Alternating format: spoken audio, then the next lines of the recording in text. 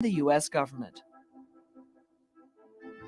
In those early years, the entire family worked in the mills. Living in that somewhat isolated area, cousins often married cousins, making the family a very close-knit group. Well, understand that these people, they gloss over this the entire time that this documentary goes on. They're like, cousins married cousins, and they just like don't talk about it like it's fucking weird. It's fucking weird. Like, this is literally a fucking family of cousin fuckers that are the richest family in the US at the time when they're discussing historically. I mean, it's insane.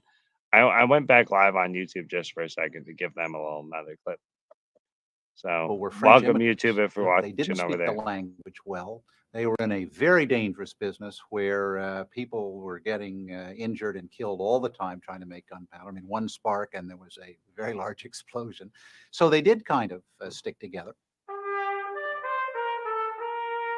It was a point of pride that the DuPonts assumed the same risks as their employees. Family members not only worked alongside the powdermen, they built their homes beside the mill yards. My father was trained as a very little boy. If he heard any explosion, he was to go and stand in the doorway of his room till someone came, because that was the strongest part of the house. And the beds were not up against the wall. They were in the middle of the room, because if anything had blown, you didn't want a picture falling over on top of you in your bed, or the wall coming down and hitting you.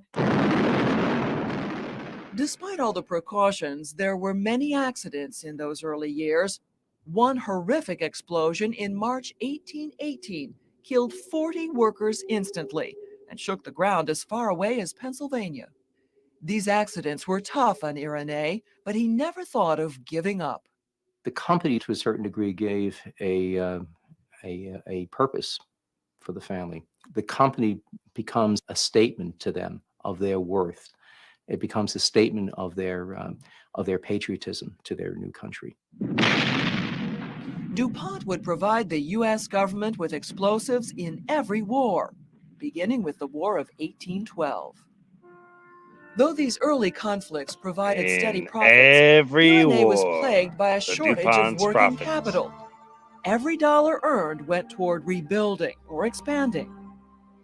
In 1834, the strain on this hard-working man finally took its toll. I think I know a senator from Delaware. Irénée died of a heart attack Might have at made age it to become 63. president. Ironically, the founder of a multi-million-dollar company died owing money to his creditors. Alfred DuPont, Irénée's oldest son, would head the company for the next 13 years. More a scientist than a businessman, Alfred's philosophy was make it better, make it safer. A policy that very nearly ran the company into the ground.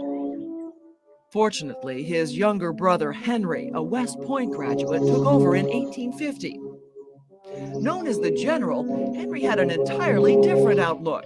Make it quicker, make it cheaper was his philosophy, and he saw to it his workers did just that. Yep.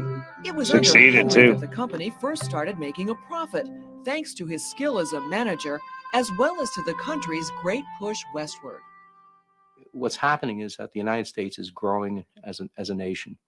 It's expanding across the continent. In the course of doing so, it's building roads, it's building canals. So what you have is a nation coming into being on this continent. And DuPont powder played a big role in making that happen. As Henry got older, the family was relieved when his nephew, Lamont DuPont, emerged as the star of his generation.